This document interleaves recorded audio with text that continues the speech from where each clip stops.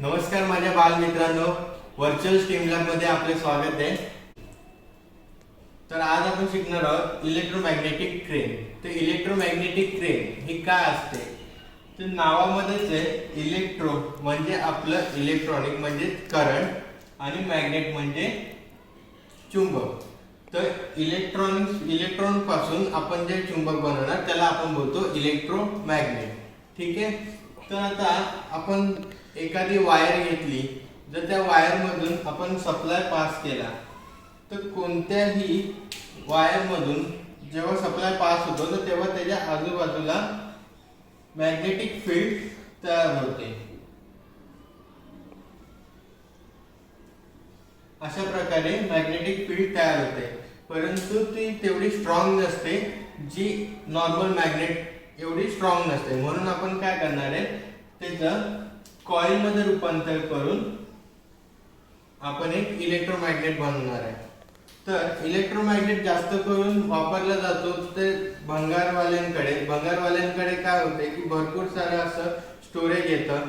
तर त्या स्टोरेज मधून प्लास्टिक असतो, पेपर असतो, लोखंड असतं, तर ते सर्व एकत्र असतं। तर त्याच्यामधून लोखंड वेगळे करण्यासाठी हे इलेक्ट्रोमॅग्नेटिक क्रेन वापरतात।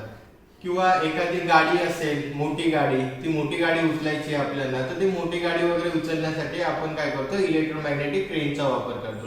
तर त्याच्यात एक छोटंसं मॉडेल आपण आज करून बघणार आहोत।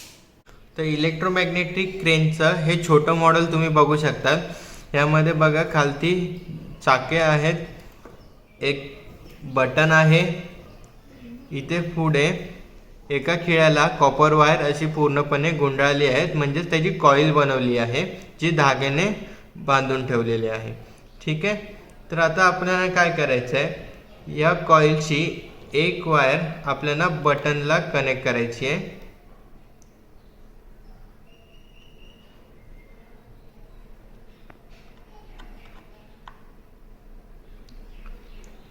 बटनची दुसरी वायर बॅटरीच्या पॉझिटिव्ह सप्लायला आपण कनेक्ट करणार आहोत व बॅटरीची दुसरी काळी वायर ती आपण कॉइलच्या दुसऱ्या टोकाला आपण कनेक्ट करणार आहोत।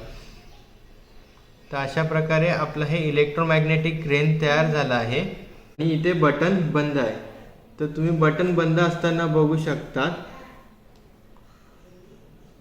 की हे खालच्या पिनला कितीही टच केले तरी सुद्धा या पिन त्या खिळ्याला चिपकत नाहीत, म्हणजे ह्याच्यामध्ये मॅग्नेटिक फील्ड म्हणजे चुंबकत्व निर्माण झालेले नाही, कारण यातून करंट पास होत नाही।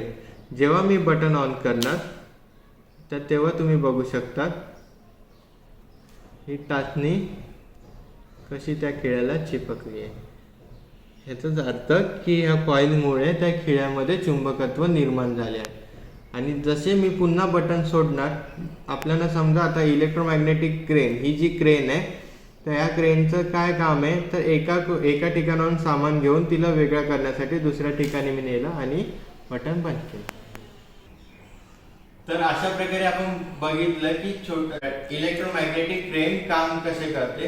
तर जे इलेक्ट्रोमॅग्नेटिक क्रेन आहे ते तात्पुरतं मॅग्नेटिक फील्ड तयार करतं, म्हणजे थोड्या वेळासाठी जोपर्यंत त्याच्यातून इलेक्ट्रिसिटी सप्लाय पास होतोय त्या वेळापुरतच तो चुंबकत्व निर्माण करतो, आणि जेव्हा त्याच्यातून इलेक्ट्रिक सप्लाय बंद होतो तसं त्याचं चुंबकत्व थांबते।